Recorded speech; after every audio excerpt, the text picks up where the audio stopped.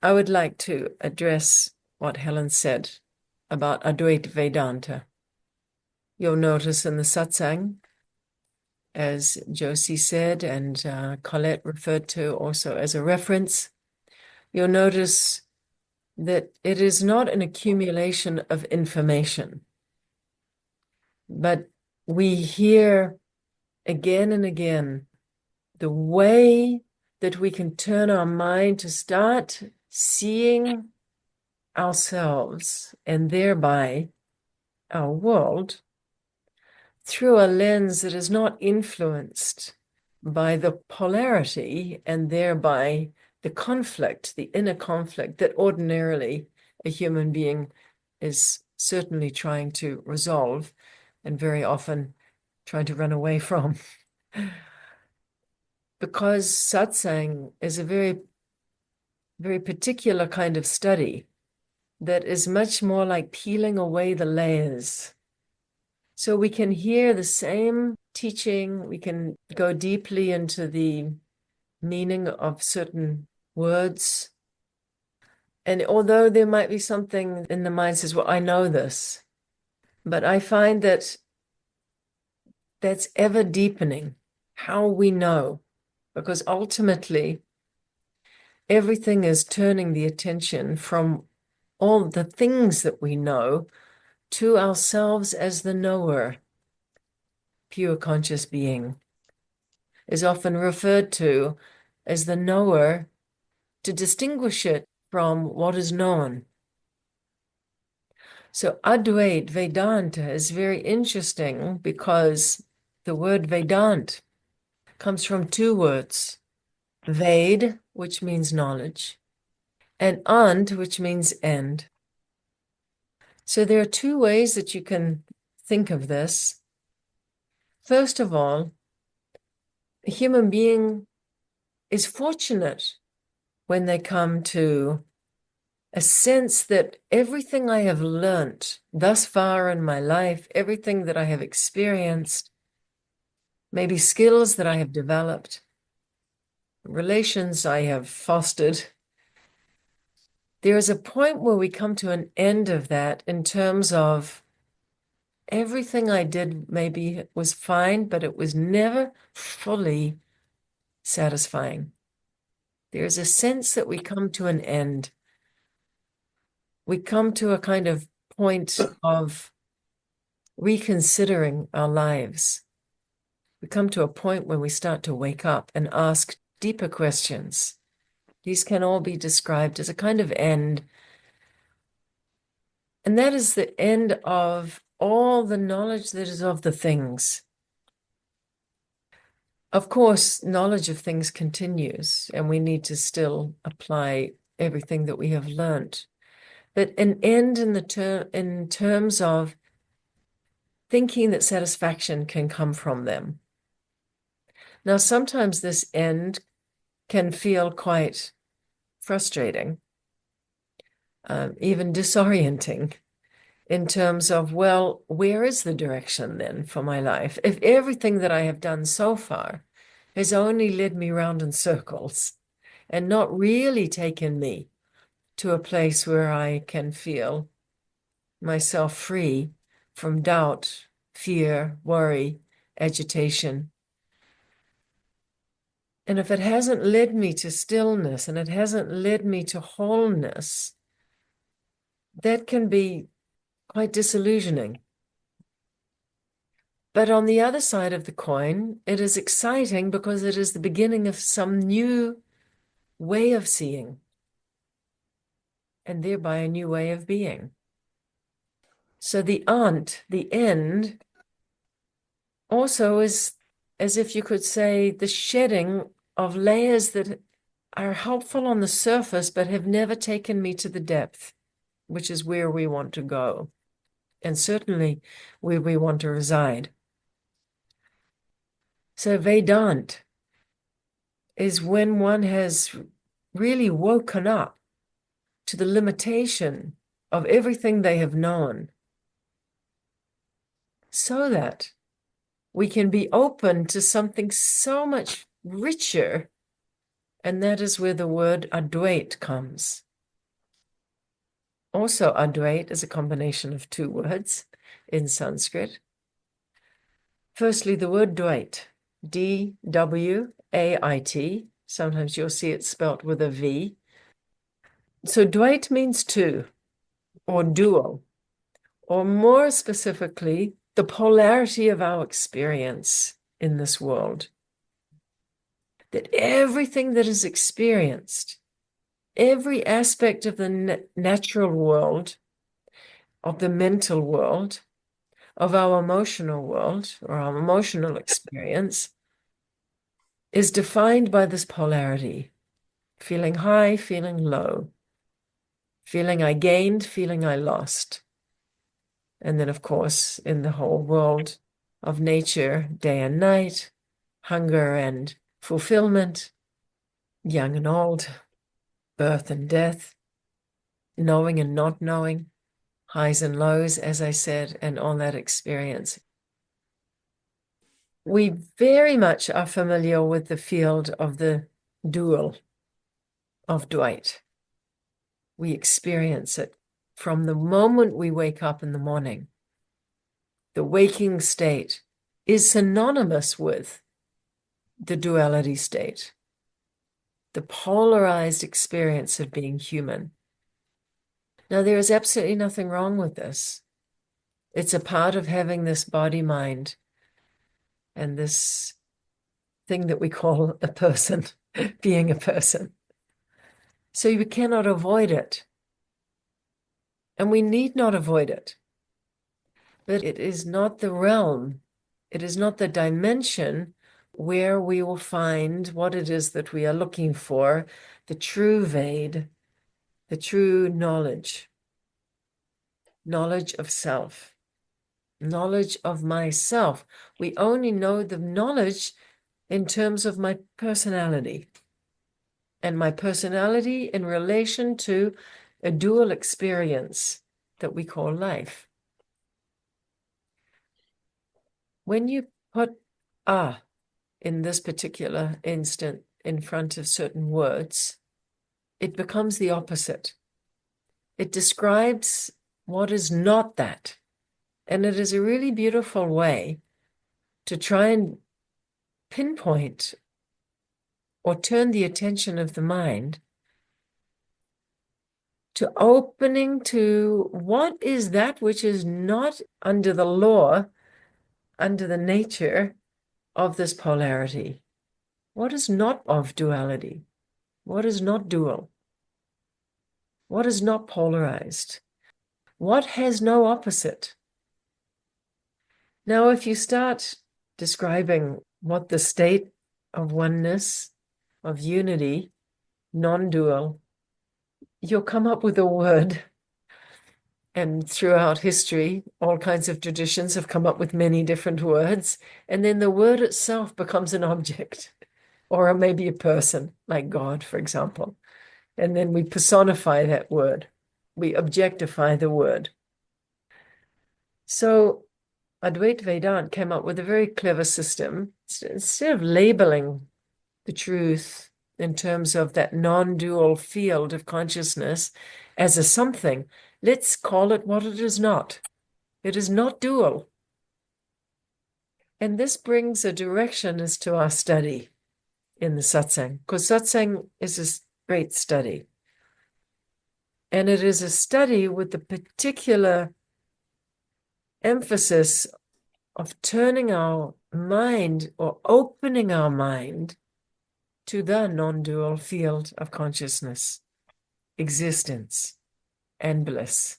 These three words, existence, consciousness, and bliss, in Sanskrit, you'll see in your exploration of Advaita Vedanta, you may have come across these three words: Sat, Chit, Anand. Sat, S-A-T, like satsang, the sangha, the gathering to study. What is Sat? What is true? What is that existence that is not polarized? Chit, C-H-I-T. What is that consciousness, chit meaning consciousness, that is not in the field of polarity, the knower separate from what is known? consciousness separate from what one is conscious of? What is that consciousness that is not divided into the form, into the thing, to the object, to the experience? What is pure consciousness? And thirdly, Anand, Anand, Anand. You don't have to remember these words, but you will hear me saying them again and again. Anand, Sat, Chit, Anand. These are the three building blocks, you could say, upon which Advaita Vedanta speaks, explores, inquires. And Anand means bliss. You could also directly translate it as love or joy or peace or well-being, which is basically to say what a human being is looking for. I think if you ask a child, what is it that you want? If they can be led to know what they want deeper than maybe a tricycle or a pony, they all want to be free. They all want to know what is freedom. They want to be loved. They want to have friends. They want to have joy. And this is the wish, not just of children, but I believe of every human being throughout, no matter what their circumstances are. That is the deepest wish. A 5-year-old doesn't say, well, I want to know what is existence and consciousness. So actually, Anand, bliss, love, joy, is what every single human being is seeking. Freedom also, particularly. But we cannot know what is freedom and love and joy unless we know where it exists. Who is the conscious existence? If we ask this question, or what is that conscious existence? Who am I as the conscious existence? The discovery is to discover oneself in love with oneself, with one's life, with each other. It is a natural offspring of knowing yourself as the pure conscious being, to unfold this deep sense of well-being from within, which is really the deepest question of every human being, as I said. Even a child is really looking for that. How do we know that? How can I say that with certainty? Because if you take those things away, a human being suffers. And one thing I know, having suffered at various times in my life, and having spoken to a lot of people who have come out of suffering through meditation and through satsang, through opening one's mind to themselves as the pure conscious being, everyone wants to come out of suffering. Even those people who do terrible and harmful things to each other, exploit each other in such a horrendous way, you could say an unforgiving way. You could feel that it's hard to forgive certain behaviors of human beings. But even the most heinous act is the inner calling of a human being to be free from the torment of their own tortured mind and wanting to live in love and freedom.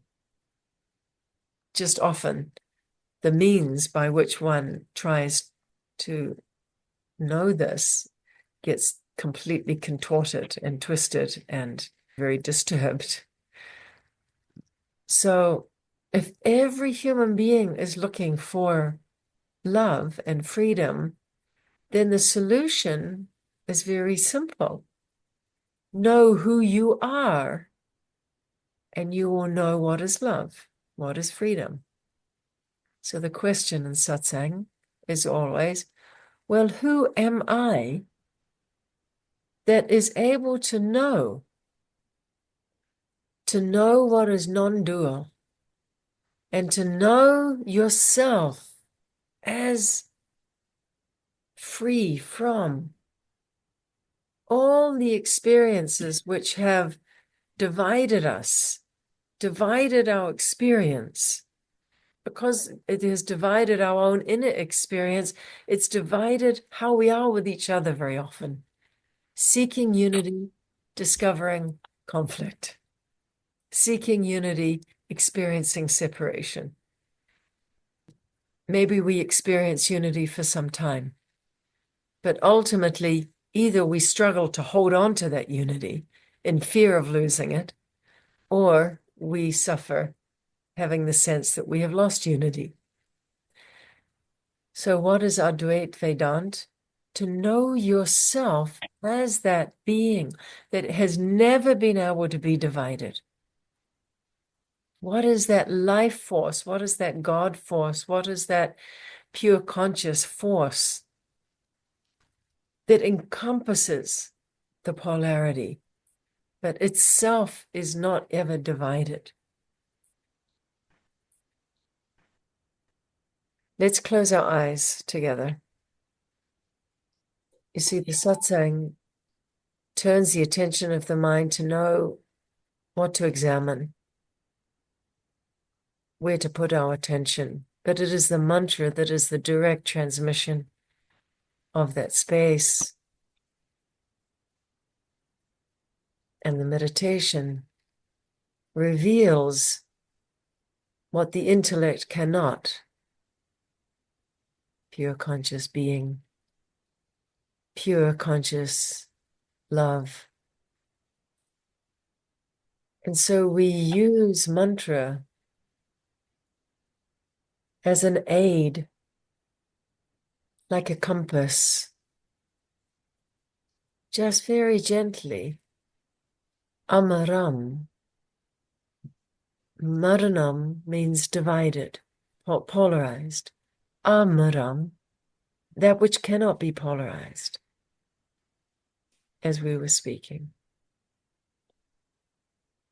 Amaram. Hum, the word hum in Sanskrit means I am, or pure I. Not the personal I, not the body I, not the experiential I, not the I that is a relation, mother, sister, brother, friend. Before any thought, before any relation, before any experience, I am. Hum. And that hum, that I am, is not divided into two parts or into many. From two come many. Amaram, that undivided being that simply says, I am, prior to any description of me which would be in the field of two. I am great, I am small. I am young, I am old. I have got it, I have not got it. Before getting and not getting, before great or small, is the same I am. That is Amaram, the same. Amaram Hum.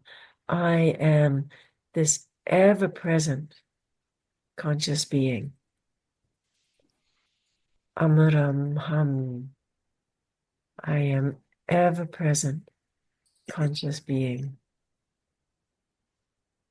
Madhuram Hum. Madhuram, the love, the bliss, the well-being, the fulfillment, the contentment that comes from this transmission, that comes from the spring of well-being within ourselves. I am.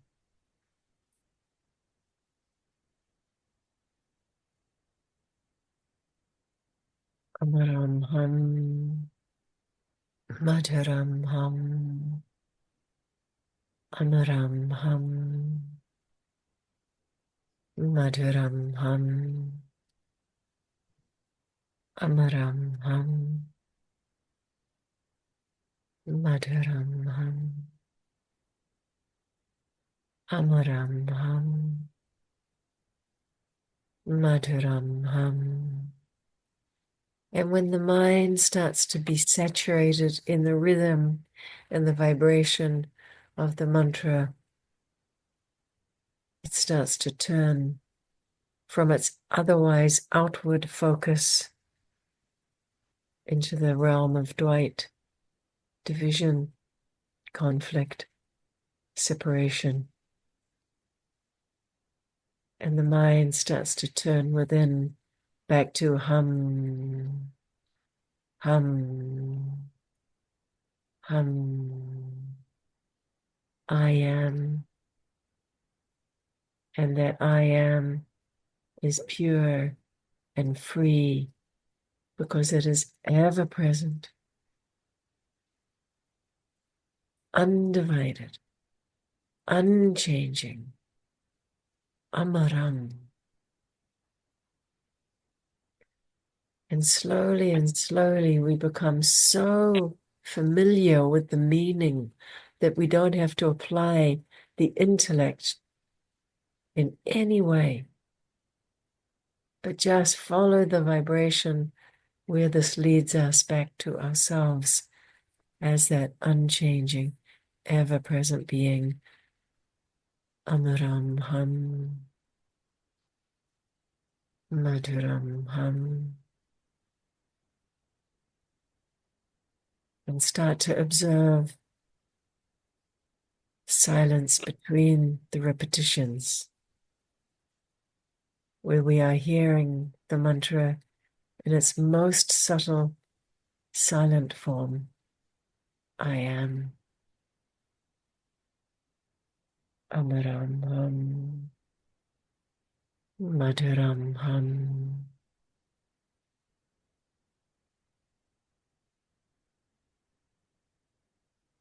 Amaram Ham, Madhuram Ham.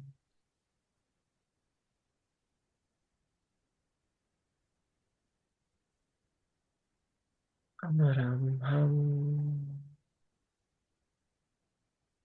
Madhuram Ham.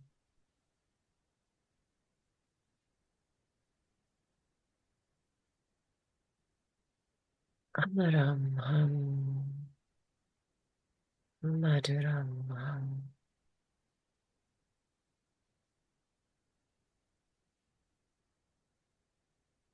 Amaram Ham,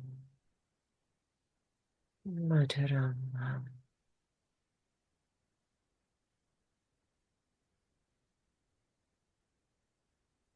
No need to struggle with the thinking mind. Let it be absorbed back into your own presence. Hum,